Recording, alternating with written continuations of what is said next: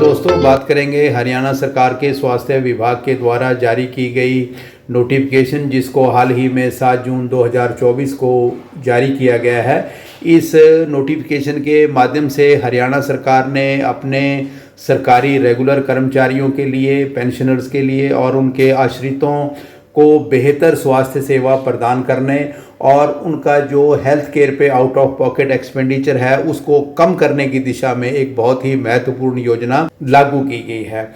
इस योजना के अंतर्गत जो बेनिफिशरी से यहाँ हमारा मतलब है हरियाणा सरकार का रेगुलर कर्मचारी, पेंशनर या उनके आश्रित। जो ऐसे बेनिफिशरीज हैं वो हरियाणा सरकार के द्वारा किसी भी इम्पैनल्ड हॉस्पिटल में इंडोर ट्रीटमेंट, इसमें केवल इंडोर ट्रीटमेंट शामिल है, आउटडोर ट्रीटमेंट इसमें शामिल नहीं है। इंडोर ट्रीटमेंट कैशलेस बेसिस पे, इस सेवा के लिए आपने कोई पैसा खर्च नहीं करना है। यानी कि बेनिफिशरी जो है वो हरियाणा सरकार के द्वारा किसी भी इम्पैनल्ड हॉस्पिटल में इंडोर ट्रीटमेंट और कैशलेस बेसिस पे ले सकता है। अब जहाँ तक इंडोर का प्रश्न है, इंडोर ट्रीटमेंट में जो ट्रीटमेंट शामिल है वो आपका डे केयर प्रोसीजर है, जहाँ की हॉस्पिटलाइजेशन का वक्त जो है वो 24 घंटे से कम का रहता है, तो वो डे केयर प्रोसीजर भी इस ट्रीटमेंट में शामिल है। इसके अलावा जो 18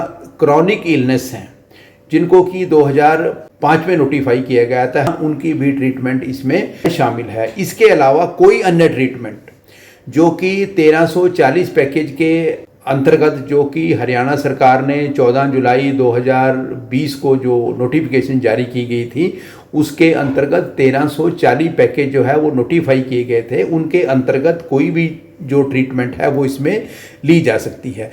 जहाँ तक पैकेज का प्रश्न है, पैकेज के अंतर्गत आपका एडमिशन फ़ी, कंसल्टेंसी फ़ी, ब्लड ट्रांसफ्यूज़न है, आईसीयू है, यानी कि वो सभी प्रोसीजर और ट्रीटमेंट शामिल हैं जो इंडोर ट्रीटमेंट के दौरान आपको दी जाती हैं। और उसके अलावा जो पोस्ट डिस्चार्ज है, डिस्चार्ज होने के बाद 7 दिन तक जो दवाइयाँ आपको दी जाएंगी, जो प्रिस्क्राइब की जाएंगी, उन दवाइयों का खर्चा भी इसमें शामिल है। उसके लिए कोई अतिरिक्त पैसा आपने नहीं देना है। लेकिन ध्यान रहे कि यदि आप अपनी इंटाइटलमेंट के दायरे में ये ट्रीटमेंट लेते हो तो आपको पूर्णतः ये जो ट्रीटमेंट है ये कैशलेस बेसिस पे है। लेकिन अगर आप अपनी इंटाइटलमेंट से ज़्यादा, इंटाइटलमेंट से बाहर कोई फैसिलिटी लेते हो तो उसके लिए कुछ आपको एक्स्ट्रा पे करना पड़ सकता है। अब बात करते हैं वार्ड इंटाइटलमेंट की। वार्ड इंटाइटलमेंट दोस्तों आपके मूल वेतन पे डिपेंड करता है। अगर आपका मूल वेतन 50,500 रुपये तक है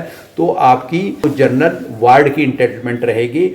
अगर आपका वेतन 50,501 रुपये से लेके 64,100 रुपये तक है तो आपकी सेमी प्राइवेट रूम की जो है वो इंटाइटलमेंट निर्धारित की गई है। और इसी तरह से अगर आपका वेतन 64,101 या उससे ज़्यादा है, उस दिशा में आपकी जो इंटाइटलमेंट है वो प्राइवेट रूम की रहेगी ट्रीटमेंट के दौरान।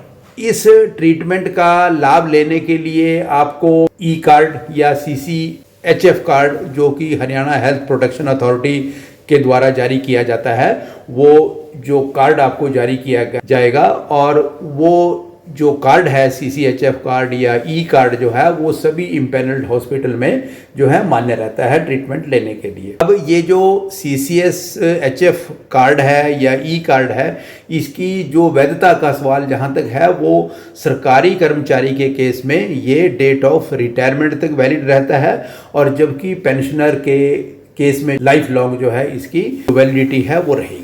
कोई भी बेनिफिशरी इंडोर ट्रीटमेंट के लिए हॉस्पिटल में एडमिट होता है तो उसके लिए एक प्री अथराइजेशन की एक जो फॉर्मेलिटी है वो रहती है। जैसे कि पेशेंट का हॉस्पिटल में एडमिशन हुआ, उसके बाद उसका डायग्नोसिस और उसके बाद उसका जो पैकेज रेट तय किया जाता है, तो इन सभी डॉक्यूमेंट्स के साथ हॉस्पिटल अथॉरिटी जो है वो PPD को, एक डॉक्टर्स का पैनल रहता है, उसको अप्रूवल के लिए भेजती है। उसको प्री अथराइजेशन स्टेज बोला जाता है। तो नॉर्मली इसका जो टाइम है जो प्री अथराइजेशन का है वो 6 घंटे का रहता है। जो टीओटी है, टर्न अराउंड टाइम जो है वो 6 घंटे का निर्धारित किया गया है 11 से लेके 5 बजे तक। यानी कि अगर 6 घंटे तक वहाँ से कोई अप्रूवल नहीं आती किसी केस में तो उसको फोर्स्ड अप्रूवल मान लिया जाता है कि वो अप्रूवल हो गई है। नॉर्मल प्रोसीजर में यहाँ से जो डॉक्यूमेंट्स भेजे जाते हैं पीपीडी, कई दफ़ा उन पे कोई क्वेरी करता है तो हॉस्पिटल अथॉरिटी उसको रिस्पॉन्ड करती हैं और वो उसके बाद अप्रूवल जो जारी हो जाती है और आपका ट्रीटमेंट शुरू हो जाता है। यानी इसके लिए 6 घंटे का टाइम है, मैक्सिमम टाइम दिया गया है। अब मैं एक बार रिपीट कर दूं कि ये जो फैसिलिटी है वो सिर्फ हरियाणा सरकार के रेगुलर कर्मचारियों, पेंशनरों और उनके आश्रितों के लिए इंडोर ट्रीटमेंट के लिए, केवल इंडोर ट्रीटमेंट के लिए और कैशलेस बेसिस पे है। इसके लिए कोई आपने अतिरिक्त जो है पैसा खर्च नहीं करना है। हाँ, और दूसरी इस जो योजना की विशेषता है वो ये है कि इसकी कोई ट्रीटमेंट पे जो हमारा खर्चा होता है उसकी कोई अधिकतम सीमा नहीं है।